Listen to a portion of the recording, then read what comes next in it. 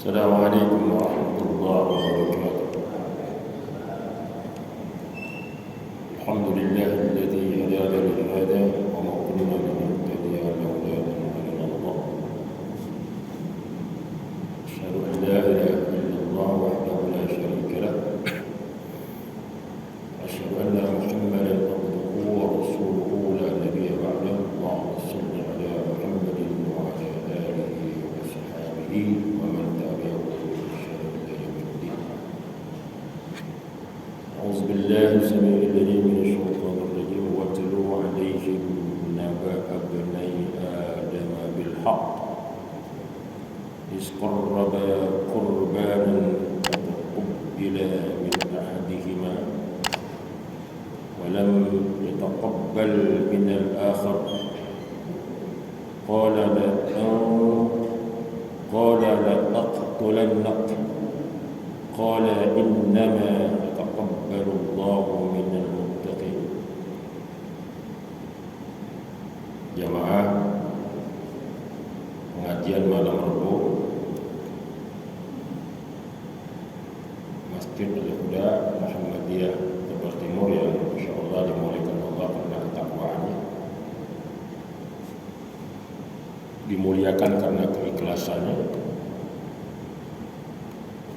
dimuliakan karena keinginannya untuk selalu berada di dalam kebenaran, la'allahum yarshudun,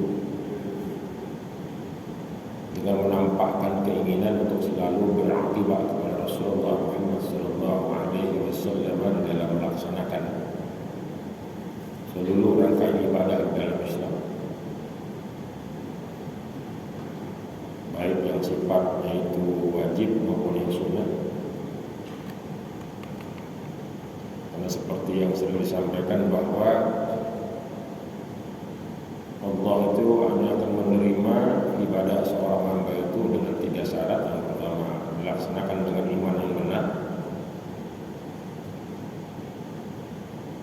Dan dalam konteks iman yang benar ini Allah sudah sindir itu di dalam surah Al-Baqarah ayat 8. Wa minan nasi may yaqulu amanna billahi wal yawmil akhir wa ma hum bimu'minin. Yang kedua, Allah akan menerima ibadah itu kalau dilaksanakan dengan keikhlasan.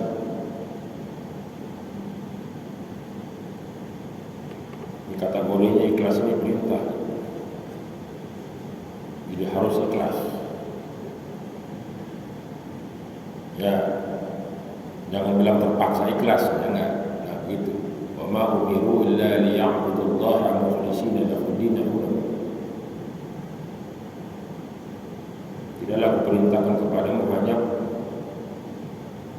menunjukkan seluruh niat, seluruh perilaku itu hanya kepadaku, kata Allah.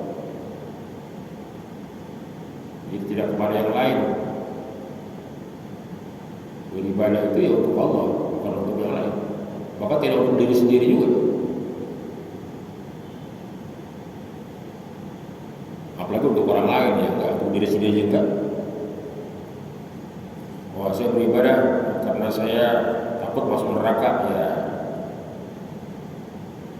Dalam konteks ayat tadi enggak benar juga. Kenapa Anda ibadah? Karena Allah. Titik karena Allah. Karena ingin mengharapkan surga segala macam enggak. Walaupun sebenarnya juga ada hadis yang mengatakan ya, ihtisab gitu. Wahtisaban ghufira lahu ma taqaddama min dzambi, mengharapkan pahala dari Allah ya karena Allah perintahkan. Saya beribadah karena ingin mengharapkan perintah dari Allah ya karena Allah perintahkan mengharap itu.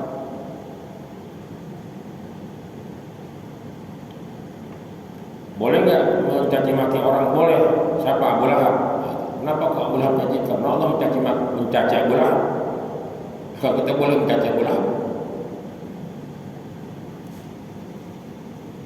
Jadi itu disebut bahwa umiru illa liya'budullaha mukhlishina lahu din. Jadi bukan karena yang lain, bukan karena ingin dianggap gitu, enggak. Ya ingin dianggap oleh Allah sebagai hamba yang baik boleh. Tapi kalau makhluk itu ada hukumnya.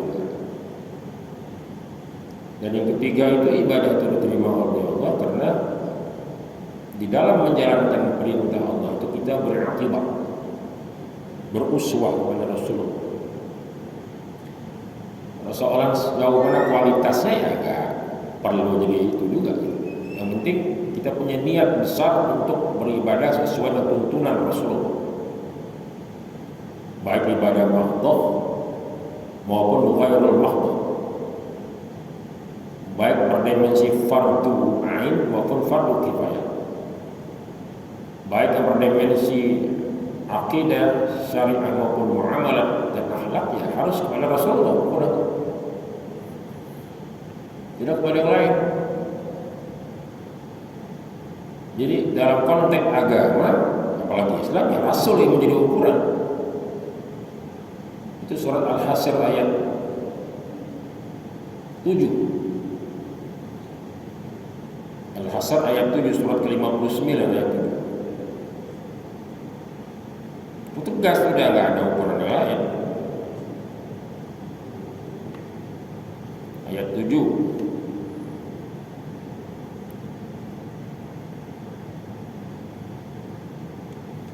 Saat Allah mengatakan ma'afa Allahu ala rasulihi min ahlil qura walillahi walirrasuli walizil qurba wal yatama wal masakin wa ibn as-sabil kay la yakuna dullatan bainal aghniya'i minkum. Ayat wa ma ataakumur rasulu fakhuzuhu wa ma nahakum anhu fantahu wattaqullaha innallaha syadidul iqab. Wa ma ataakumur rasulu fakhuzuhu wa ma nahakum anhu fantahu. Jadi apa-apa yang Rasul perintahkan ambil, jalankan sesuai dengan kemampuan kita. Apa-apa yang dilarang tinggalkan. Sederhana kan Pak? Nggak capek kan, nggak pegel kan? Segitu perintahnya. Apa-apa yang Rasul perintahkan jalankan, ambil. Apa-apa yang dia larang ya tinggalkan. Wattaqullah, bertakwalah kepada Allah. Innallaha syadid, sesungguhnya siksa Allah itu sangat pedih. Artinya barang siapa yang tidak beriktibar sebagai Rasul di dalam beribadah, maunya sendiri aja, innallaha syadidul iqab, sesungguhnya siksa Allah itu pedih, menyakitkan. Ya kalau kita boleh guyon gitu, boleh nggak? Nggak berarti boleh, dengan syarat kita sanggup menerima siksa Allah. Kalau nggak sanggup, wa ma ataakum rasulu fakhuzuhu wa ma nahakum anhu fantahu. Udah,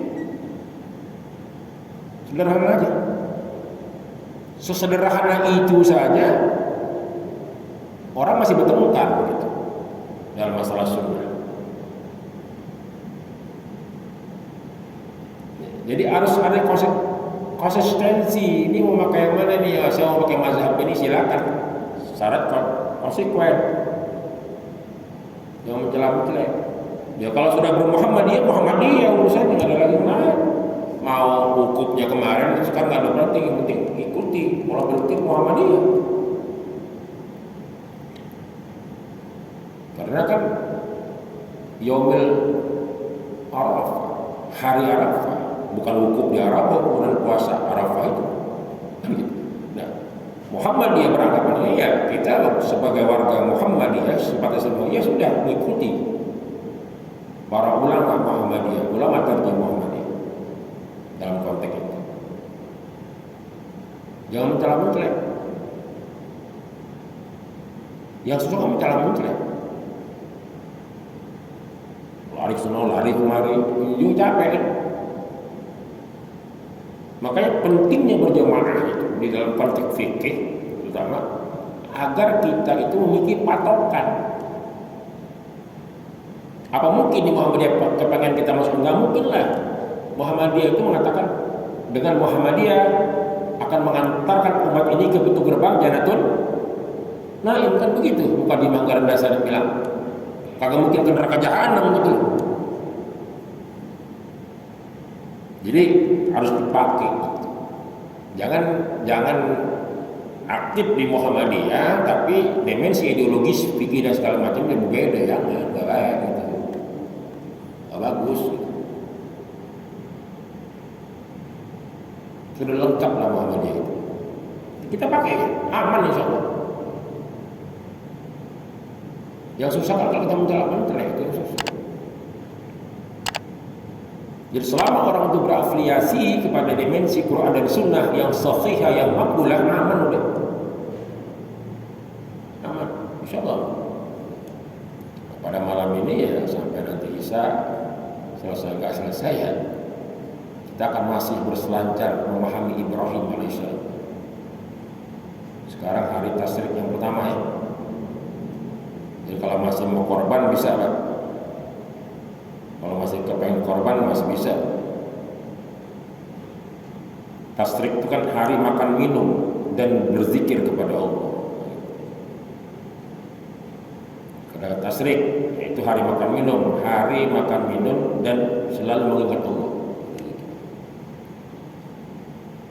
Yang kita bahas itu Al-Maidah ayat 27. Ya 26 27 deh. 26 itu menceritakan watak Yahudi.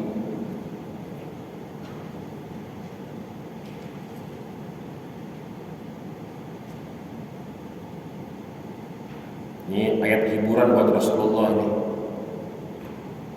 Ayat 26-27 ini hiburan buat Rasul, ayat hiburan. Allah menghibur Rasulullah itu dengan ayat turunnya wahyu ini. Tentang pengorbanan kurban pertama, al-qurbah, antara Qabil dan Khabil, ayat 27. Kalau ayat 26 itu tentang watak Yahudi, watak Qabil. Di dalam presentasi watak Qabil itu Yahudi.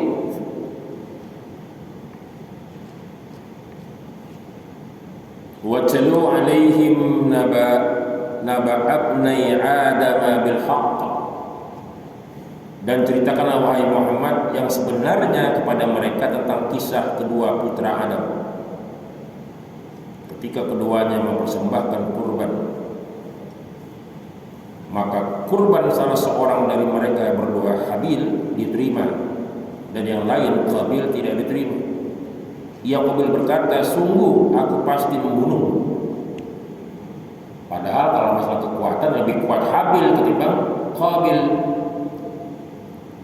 Jadi kalau menurut Fakhruddin Ar-Razi di dalam Mafatih Ghaibnya itu dia mengatakan ini Habil lebih kuat tenaganya sebenarnya ketimbang si Qabil itu.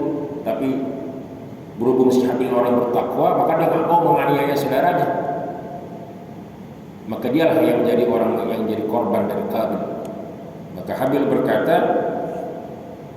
qala innama yataqabbalu Allahu minal muttaqin. Sesungguhnya Allah hanyalah menerima amal dari orang-orang yang bertakwa. Si Qabil ini petani, Habil itu peternak. Ya, jangan gara-gara perempuan ya. Memang sih gara-gara perempuan, karena hukumnya begitu. Kan Qabil lahir bersama Iklimah. Iklimah ini cantik jelita, cantik molek, bersinar-sinar. Sementara si Habil itu lahir bersama saudara kandung perempuannya yang gak begitu molek. Apa namanya, Yahuda gitu namanya kalau nggak salah. Nah, menurut hukumnya itu anak pertama laki-laki mesti nikah sama anak kedua perempuan. Anak kedua laki-laki nikah sama yang anak perempuan pertama. Si Qabil kagak mau. Kenapa? Karena si Iklimah lebih cantik ketimbang adiknya yang perempuan. Jadi ini memang, ya kalau kita boleh katakan kurban itu memang diawali oleh persoalan nafsu duniawi Qabil, yang kemudian dia mengatakan ini kan mau-maunya Nabi Adam aja nih, mau bapaknya aja nih bikin begini. Ini bukan perintah dari Allah. Nabi Adam berkata ini perintah dari Allah, kalau tidak percaya berkurbanlah. Kurban siapa yang nanti akan terima Allah, maka dia benar. Maka Nabi Adam menyuruh kedua anak itu berkurban. Nah, si Qabil petani, korbannya males-malesan. Dia memberi hasil kebunnya itu dengan hasil yang buruk-buruk aja buat kurban. Sementara si Habil ini peternak, dia memberikan kambing atau domba yang memang terbaik di antara ternak, dikorbankan kepada Allah. Maka pada cerita berikutnya, kurban Habil yang diterima oleh Allah karena keseriusan, karena sementara korban yang main-main dan cuma sekedar memenuhi keinginan bapaknya, katanya begitu, Nabi Adam yang gak terima oleh Allah, nafsu dia. Itu awalnya begitu. Ya kalau perseteruan Adam dengan iblis itu masalah kekuasaan, masalah politik kekuasaan, di mana iblis kan, Azazil kan nggak mau, ini kan saya yang berjasa karena Tuhan tunjuk Adam jadi khalifah saya mestinya gitu. Nah kalau persoalan kurban pertama ini persoalan nafsu duniawi yang kemudian mendorong dia untuk tidak percaya omongan nabinya, bapaknya. Sekaligus juga memberikan pelajaran kepada kita bahwa anak seorang yang alim belum tentu jadi alim, anak seorang ulama belum tentu jadi ulama, karena ada sudut pandang yang berbeda yang dia meyakini gitu. Ya anak Nabi Nuh, Kan'an, buktinya lawan bapaknya gitu. Nah sekarang anak Nabi Adam, Qabil lawan bapaknya. Ini pelajaran besar buat kita bahwa berhati-hati di dalam mendidik anak itu. Jangan main-main. Boleh jadi dia akan menjadi musuh kita, atau hubun kan gitu ngomongnya, atau hubun. Bisa jadi istri anak-anak menjadi musuh buat kita. Kalau salah mendidiknya. Maka kita harus mendidik akalnya supaya cerdas, kalbunya terpimpin di jalan Allah, dan nafsu terjaga, kan begitu mestinya. Dan kita harus menjadi contoh buat dia. Kalau kita tidak menjadi contoh buat anak kita, ya udah. Bukan berarti Nabi Adam memberi contoh, tapi ini kan dimensi sejarah manusia seperti itu. Jadi maka kurban Habil yang diterima, inilah dasar pertama lahirnya. Bahkan di setiap masa Nabi ini juga ada perintah berkurban itu. Sampai disempurnakan kurban itu di zamannya Rasulullah Muhammad Sallallahu Alaihi Wasallam. Karena ada proses imitasi, peniruan, itu bisa dilihat dalam surat Al-Mumtahanah yang kemarin bulan kemarin kita ceramah itu, ayat 4 dan ayat 6 itu, di mana Allah memerintahkan kepada Rasul untuk meniru sikap hidupnya Ibrahim di dalam mengabdi kepada Allah, di dalam menjalankan kehidupan,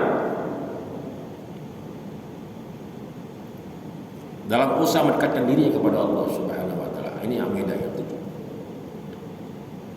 Jamaah yang berbahagia, dan ayat ini kan menggambarkan bahwa nafsu itu tidak mengenal orang gitu. Kalau sudah hawa nafsu itu menguasai seseorang, ya berhati-hatilah. Makanya para ulama mengatakan jika seseorang seperti tidak mampu lagi diberi peringatan oleh orang lain, maka tolong ingatkan diri sendiri. Kalau diri sendiri pun nggak mampu mengingatkan dirinya sendiri, berhati-hatilah. Sama saja dia menggali neraka buat diri. Makanya saya selalu bangga sama orang-orang suka ngaji itu, bangga saya. Kenapa? Mereka masih memberikan kesempatan kepada dirinya untuk saling mengingatkan gitu. Seperti itu posisinya. Makanya pahalanya itu ya nggak ada ukuran. Orang-orang yang sabar ikut ngaji itu nggak ada ukuran. Hanya Allah yang mengukur pahalanya, bukan kita. Nah, saking pentingnya berkorban itu, sampai Rasulullah mengatakan, jadi kurban itu Pak, ibadah kurban itu bukan ibadah sekali seumur hidup, bukan. Kurban itu ibadah tahunan, terutama bagi orang yang mampu. Kan kebanyakan masyarakat berpikir, wah ini udah dikarenakan dia berpikir ini kurbannya ya ibadah seumur hidup sekali, lahirlah cerita ya enggak, ini korban tahun ini bapaknya yang korban, ntar tahun berikutnya ibunya yang korban, tahun berikutnya anak pertamanya, tahun berikutnya anak kedua gitu kan, ketiga keempat udah semua berkorban, udah nggak korban-korban lagi. Nah, itu pemikiran yang salah. Kurban itu ibadah setiap tahun. Ada dalilnya, itu surat Al-Kautsar itu. A'udzubillahi samii'il 'aliim minasyaitonir rajim. Inna a'tayna kal kautsar fashalli li rabbika wanhar inna syani'aka huwal abtar. Wahai Muhammad, bukankah aku telah memberikan nikmat yang banyak kepadamu? Allah nanya, Pak. Kira-kira ini kita merasa nggak kalau Allah memberi nikmat yang banyak sama kita? Ya berasalah. Nah kalau berasa, fasolli, sholat, sembah aku kata Allah sebagai ucapan terima kasih, syukur. Kita sudah paham nih. Kita sudah paham bahwa Allah memberi kita nikmat yang banyak. Sebagaimana pertanyaan disampaikan kepada Rasul juga itu sama pertanyaan kepada kita. Kalau saya yang baca nih, berhubung itu perintah kepada Rasul, tetapi kalau saya yang baca, inna a'tayna kal kautsar, wahai Hasir, bukankah aku telah memberikan nikmat yang banyak kepadamu? Benar ya Allah, yang banyak. Oksigen gratis, hidup juga diberi, jadi manusia yang baik, anak-anak yang bagus, istri yang soleh, kan nikmat semua itu. Apa kita ingin pungkiri? Ya enggak dong. Kalau kau tidak mungkiri, fasolli, tegakkan salat karena aku. Fasolli rabbika wanhar, dan berkorbanlah. Jadi ayat pertama, ayat yang kedua ini menjelaskan bahwa yang namanya kurban itu ibarat tahunan, terutama bagi orang yang mampu. Apa kurun mampu itu? Ya para ulama mengatakan ukuran mampu itu jika pada saat kau ingin berkorban itu ada kelebihan rezeki dari kebutuhan pokokmu atas apa yang ingin kau beli, itu mampu. Makanya definisi kaya itu beda gitu. Karena Rasul juga pernah ditanya apa tuh yang disebut orang yang berlebihan atau kaya itu apa ya Rasul? Yaitu jika hari itu seseorang memiliki kelebihan rezeki dari kebutuhan pokoknya, berarti dia kaya. Maka dia punya kewajiban untuk bersedekah, berinfak. Saya misalnya nih kebutuhan sehari saya 50.000. Anak saya punya anak buah misalnya punya istri satu, ya enggak? Saya makan tuh sehari itu kebutuhan kita, sampai tidur lagi cuma 50.000. Ternyata hari itu saya kelebihan 50.000 lagi duit. Berarti saya punya uang 50.000. Saya kaya, Pak. Maka di dalam uang 50.000 itu ada kewajiban saya mengeluarkan infak. Ya mungkin 10.000, 20.000 ke masjid untuk ke kotak. Kaya misalnya. Nah kalau orang berpikir begitu, nggak ada masjid yang miskin, nggak ada kotak amal yang kosong. Ya, sekarang kita ukur aja, itu mampu namanya. Dalam konteks berkorban itu mampu. Apalagi ya kalau beli rokok aja dapat ya enggak. Masa kita nabung buat korban setahun kali ribet buat kagak dapat.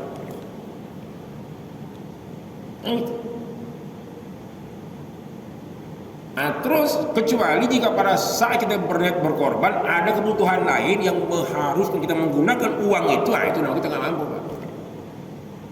Ini bersoal. Bahkan para ulama beberapa mengatakan boleh berhutang selama kita sanggup membayarnya untuk korban, nggak apa-apa. Saking pentingnya korban itu.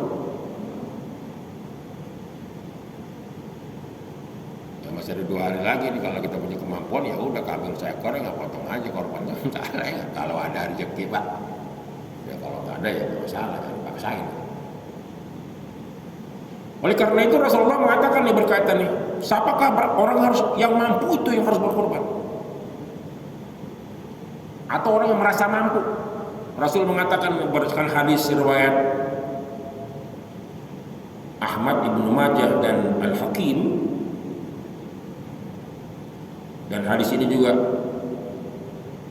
dari Abu Hurairah, ada di dalam Sahih Jami' As-Shaghir. Rasul mengatakan, man kana lahu sa'atun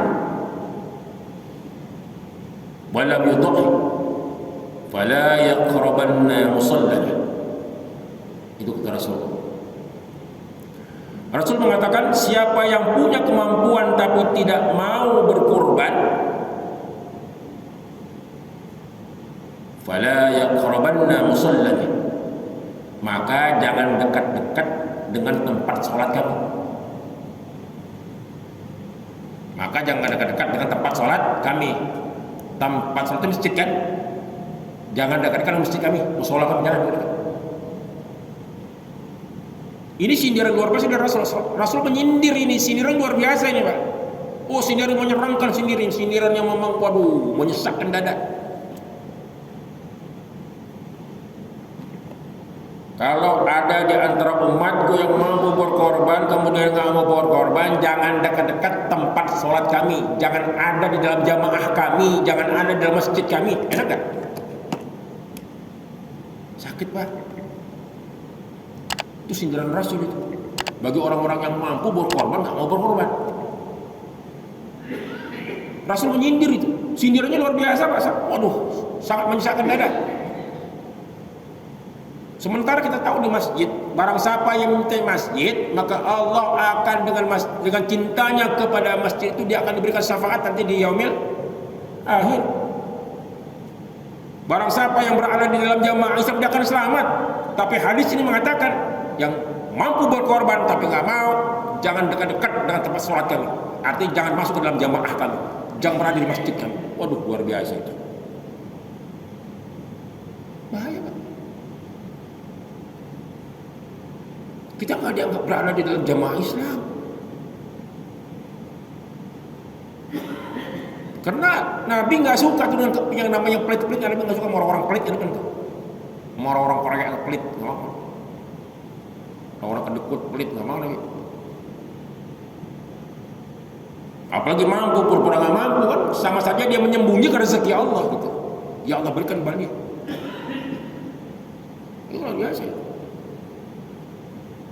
Nah, oleh karena itu, yang pertama kita memahami bahwa yang namanya ibadah kurban itu bukan ibadah seumur hidup sekali, kecuali akikah. Kalau akikah benar, akikah itu ibadah seumur hidup sekali. Benar. Ya kan nggak mungkin orang mati hidup lagi akikah aja, nggak mungkin kan gitu ya kan? Ya seumur hidup sekali, ya kagak mungkin 2 kali gitu. Akikah benar, ibadah seumur hidup 1 kali seumur hidup. Tapi kalau kurban enggak, jadi berdasarkan yang tadi itu begitu. Bagaimana orang-orang yang tidak menyukai? Inna syani'aka huwal abtar, maka mereka akan terlepas dari rahmat Allah. Orang-orang yang tidak menunjukkan orang berkorban karena Allah, nggak suka ada pemotongan hewan kurban, sama saja orang terputus dari rahmat Allah Subhanahu wa taala. Dan kalau ada pemimpin yang nggak suka dengan pemotongan hewan kurban segala macam, jangan dipilih. Karena orang itu memiliki rahmat sedikit. Itu ayat 3 mengatakan demikian. Terputus rahmat dari dia. Bayangkan sekarang sama saja orang-orang tidak mau berkorban, jika mampu juga terputus rahmat Allah dari dia. Kan serem gitu. Begitu pentingnya ibadah kurban itu sehingga Nabi mengeluarkan ucapan seperti begitu. Dan itu berbentuk umum nih, ucapannya kepada siapa saja, nggak ada ukuran. Perempuan, laki-laki, maaf. Nah, oleh karena itu para ulama mengatakan jika nggak mau berniat aja, masa niat aja korban nggak bisa. Ya Allah, tahun depan saya ingin berniat berkorban ini karena Engkau. Saya tahun depan kepengen haji, ya Allah pengen haji. Niat aja niat, ini kan niat nggak bayar, Pak. Masa cuma niatnya nggak bisa? Berniat, ya Allah tahun depan saya mau kurban, ya Allah tahun depan izinkan saya pergi haji. Niat doang. Walaupun tidak tercapai nggak apa-apa. Yang penting sudah berniat, sudah bersungguh-sungguh ingin mengikuti perintah dan Rasulnya. Walaupun nggak kecapai nggak apa-apa, kan memang kita nggak ada kemampuan untuk juga meyakinkan seperti itu begitu. Tapi niat telah menunjukkan bahwa kita serius ingin menjalankan perintah Allah dan Rasulnya. Walaupun kesampaian nggak apa-apa. Karena niat nggak bayar, Pak. Coba pikir kalau niat bayar. Setiap masalah niat bayar, ribet kita. Masa niatnya nggak bisa? Ya Allah, mampukan aku menabung yang dengan tabungan itu nanti aku akan berkurban karena Engkau. Niat aja. Kalau tiba-tiba kemudian itu tabungan dipakai buat yang lain, ya memang begitu takdirnya berlaku gitu. Tapi niat itu penting untuk dibangun. Jadi mari kita berniat ya tahun depan kita mohon pertolongan sama Allah agar bisa berkurban, agar bisa pergi haji. Ya semoga terpenuhi. Kalaupun nggak terpenuhi, Allah sudah catat sebagai satu kebaikan buat kita dengan niat. Masa niatnya kagak bisa enggak? Orang dia kagak bayar, gratis niat mah. Gitu. Nah kemudian kaum muslimin yang berbahagia, ya ada banyak hikmah lah di dalam berkorban itu. Minimal tuh ada tiga ya, ada tiga hal penting di dalam kurban itu dalam konteks. Ya banyak lah, cuma tiga ini saya anggap luar biasa. Yang pertama itu kan ini bentuk daripada ketaatan keimanan kepada Allah. Yaumun Nahar atau Idul Adha ini atau hari kurban ini kan bentuk dari ketaatan kita kepada Allah. Dan ingat bahwa bukan daging kurban itu yang sampai kepada Allah, enggak. Tapi niat itu, bukan darah juga yang sampai, tapi niat. Walaupun Nabi Allah mengatakan bahwa satu pekerjaan yang paling Allah sukai setelah Idul Adha, setelah sholat Idul Adha adalah menumpahkan darah karena Allah. Itu kurban, potong kurban. Tetapi harus diperhatikan bahwa kalau menurut surat Al-Had ayat 37, bukan persoalan darah itu, tapi persoalan ketakwaan itu. Apa itu takwa? Sebuah konsep yang Allah hadirkan di tengah hambanya itu, yang dengan itu orang mencoba untuk dekat kepada Allah. Dengan apa? Dengan iman, ilmu, dan amalnya. Kalau cuma beriman doang nggak beramal ya nggak ada artinya. Kalau berilmu, beriman, beramal tapi tanpa ilmu juga nggak bagus gitu. Jadi takwa itu adalah gabungan antara iman yang benar, amal saleh, dan ilmu, pemahaman terhadap pentingnya pekerjaan itu, yang nanti akan menolong kita di hadapan Allah Subhanahu wa taala. Di dalam surah Al-Had Allah mengatakan demikian. La yanalullaha luhumuha wala dima'uha walakin yanaluhu taqwa minkum. Jadi daging-daging unta dan darahnya itu sekali-kali tidak dapat mencapai keridhaan Allah, tetapi ketakwaan dari kamu lah yang dapat mencapai ketakwaan keridhaan Allah itu. Jadi memotong kurban itu bukan show, bukan festival, bukan. Tapi pekerjaan ibadah.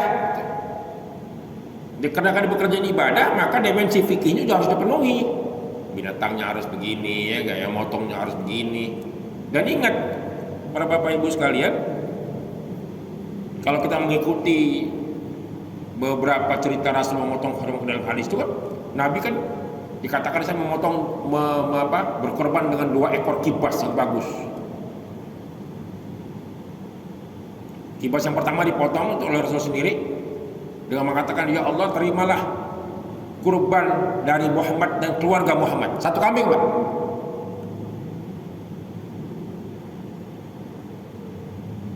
Yang kedua dipotong sama dia, ya Allah ini kurban dari Muhammad dan umat Muhammad yang gak mampu berkurban tahun ini. Jadi kurbannya Rasulullah itu dimensi sosial, bukan dimensi individu. Nah kira-kira nih, kalau ada orang kaya di antara kita nih, ya kan, misalnya nih, misal Ya beli dua ekor kambing yang gede-gede, datang ke masjid minta dikorban, yang potong sendiri. Ya Allah, ini dari Hasir dan keluarganya Hasir, potong. Boleh nggak? Oh boleh, kalau berdasarkan hadis yang tadi bahwa Rasul melakukan yang sama. Yang kedua baru potong lagi nih sama dia, nih kedua dia beli dua kambing, potong lagi. Ya Allah, ini dariku dan tetanggaku yang nggak mampu korban tahun ini. Boleh, boleh Pak.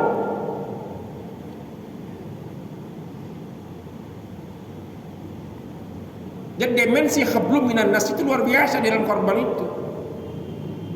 Kan selama ini kan kita belum ngalamin tuh ada orang korban kayak begitu ya nggak? Menteng kambing 2 ekor gede-gede datang nih, Pak Haji Fuad nih sama korbannya nggak? Gitu kan? Datang misalnya nih. Ya potonglah karena Tuhan potong. Nah saat dia berakad begitu akadnya, ya Allah ini korban dari si Fulan dan keluarga Fulan, potong sendiri sama dia. Yang kedua ini dari Fulan dan tetangga Fulan yang nggak mampu tahun ini berkorban. Boleh Pak.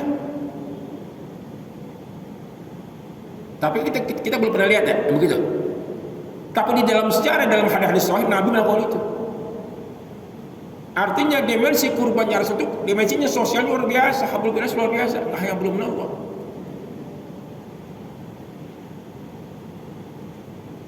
Ya kita berharap ya para agniya itu yang ada di seputar masjid ya begitu gitu. Korbannya di samping ya sapi 7 lah, silakan aja gitu, nggak masalah kan. Satu sapi buat 7 orang nggak apa-apa. Tapi boleh nggak misalnya gitu, datang dia nih seekor sapi dari keluarga Haji Fuad, dari Haji Fuad dan keluarganya, boleh Pak. Nggak kudu-kudu harus 7, nggak kudu-kudu harus satu sapi 7 orang, nggak begitu. Kan itu hanya untuk mudah urunan doang. Tapi kalau misalnya satu keluarga nyumbang satu sapi boleh, ini akadnya begitu, nggak masalah.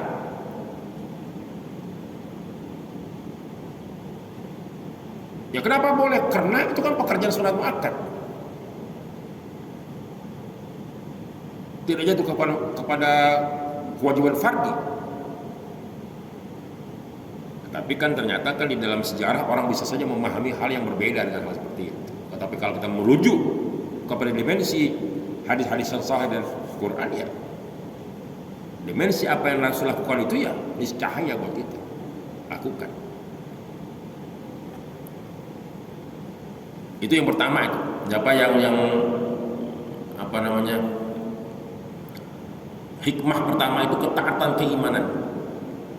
Sosoknya Nabi Ibrahim, betapa Nabi Ibrahim itu totalitas betul ya dalam mentaati Allah.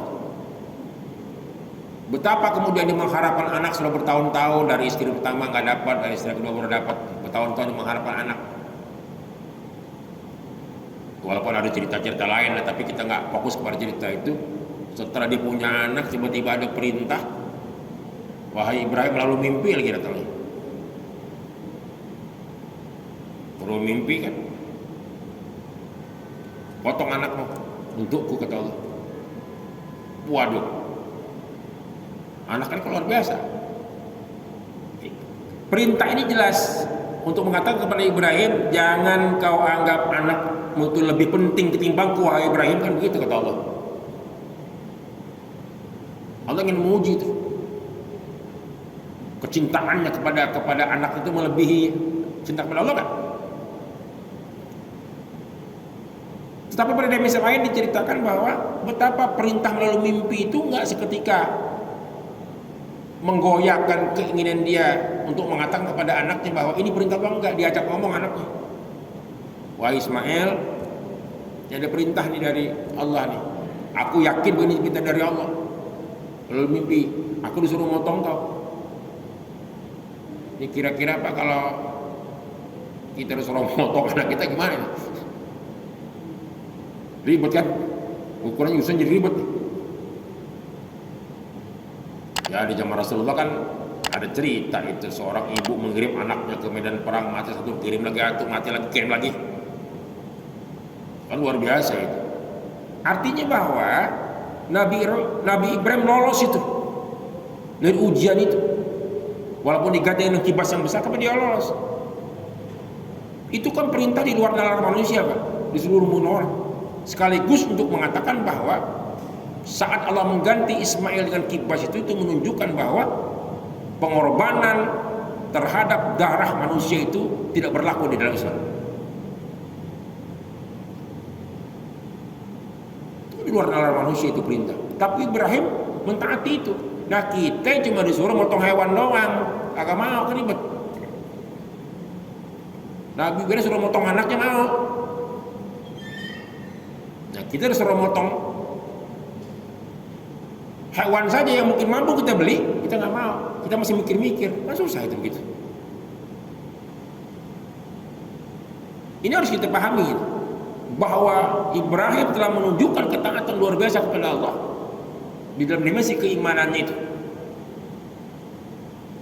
Bukan hal yang sederhana, itu susah Pak. Kalau kita nggak betul-betul iman kita kuat, nggak mungkin bisa begitu gitu. Pelajaran yang kedua adalah berkaitan dengan kemuliaan manusia. Manusia itu mulia, Pak. Jadi jangan jadikan korban manusia itu hanya untuk kepentingan kekuasaan. Demi kekuasaan kita mengorbankan manusia, nggak boleh. Demi kekuasaan kita korbankan perasaan orang lain, nggak boleh. Para pemimpin harus paham itu. Kalau dia diberi kekuasaan, jangan dengan kekuasaannya itu dia menyakiti hati orang yang berada di bawah kekuasaannya. Ya nggak boleh. Jangan kemudian menyelesaikan dengan sendiri masalah bangsa ini dengan kelompok-kelompoknya gitu. Ajak masyarakat ngomong. Tentu dengan sistem politik yang berlaku di negara itu, sistem perwakilan kayak kita. Maka para anggota DPR juga harus begitu berpikirnya. Jangan kepentingan kelompok menjadi ukuran atau kepentingan partai menjadi ukuran, tapi kepentingan rakyat, masyarakat yang jadi ukuran. Karena manusia itu mulia, maka harus ditempatkan dia dengan kemuliaannya itu. Jangan dieksploitasi untuk kepentingan kekuasaan, politik, kelompok, jangan, gak baik. Itu yang diajarkan oleh Ibrahim kepada kita. Saat dia berkompromi dengan anak tentang perintah Allah itu, apalagi hanya masalah dunia gitu, kita nggak mau berkompromi, ya nggak benar. Masalah agama kita bisa kompromi kok. Masalah perintah Allah kita bisa kompromi melalui studi fikih misalnya. Kenapa masalah dunia kita nggak bisa? Ya harus lebih bisa gitu. Artinya kalau kita mampu menghargai dimensi kemanusiaan itu secara baik. Dan yang ketiga, hikmah yang ketiga itu yang mungkin bisa kita ambil ya di dalam konteks kurban itu, hakikat pengorbanan itu Pak. Bahwa keberpihakan kita kepada kaum du'afa itu penting. Rasulullah itu setiap mau perang dia manggil kepada orang-orang miskin di mana itu, mohon doa mereka. Artinya kita harus memiliki sense untuk lebih memperhatikan kaum mustadafin. Di dalam surat Al-Baqarah 177 Allah mengatakan demikian. Salah satu yang namanya kebaikan yang nyata itu adalah bagaimana kita memberikan perhatian kita terhadap para kaum mustadafin, terutama tetangga kita yang enggak berpunya misalnya. Jangan sampai kita makan kenyang mereka kelaparan, nggak boleh. Atau kita makan enak, banyak makan tersisa gitu, terbuang percuma, sementara tetangga kita 2 hari 3 hari nggak makan. Ini yang menjadi ukuran kita gitu. Sehingga dimensi Idul Adha, Yaumul Nahar atau hari-hari kurban itu memang memiliki banyak nilai-nilai, bukan hanya basic spiritual, tapi juga nilai-nilai sifatnya sosial banyak sekali yang mesti dipahami, yang menunjukkan bahwa Islam itu betul-betul care terhadap kaum mustadafin, care terhadap orang-orang yang kaya itu, sehingga dengan kekayaan mereka itu mereka dekat kepada Allah, dan dengan kemiskinan mereka itu mereka nggak lari dari keimanan mereka. Itu dimensi di mana kita harus saling membantu, menguatkan keimanan kita kepada Allah dengan cara seperti itu. Jadi hampir seluruh ibadah dalam Islam itu, terutama yang sifatnya itu hablum minallah maupun hablum minan nas itu cenderung memberikan kemampuan kita untuk merekat keimanan secara bersama, secara berjamaah. Sehingga setiap kita itu saling membantu untuk memperkuat keimanan itu.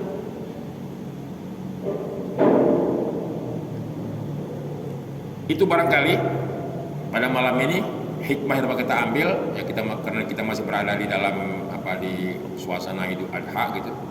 Terlepas dari semua perbedaan yang kita alami hari ini, tapi yang jelas selama dilandasi oleh ilmu, iman dan amal serta ketaatan kita kepada prinsip-prinsip berislam itu, insya Allah tidak akan ada hal yang